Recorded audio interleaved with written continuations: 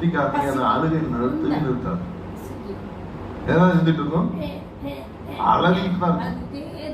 நீங்க என்ன குஸ்தி அடிச்சு காமிங்க, சிரிப்பு காமிங்க, கிழக்கு காமிங்க, பொம்மையை காமிங்க, அது என்னதான் செய்யும்? அது எப்பதான் அடங்கும்?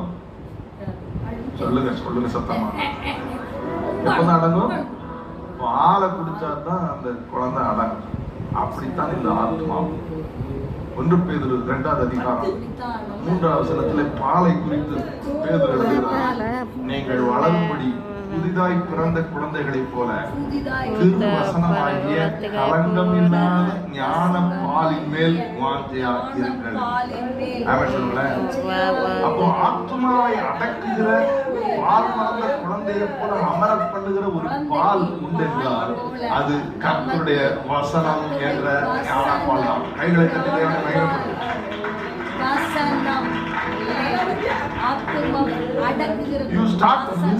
பாருங்க.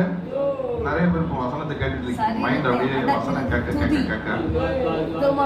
பால் மறந்த குழந்தையை போல அப்படியே அமைதியாக தாயின் மடியில் குழந்தை போல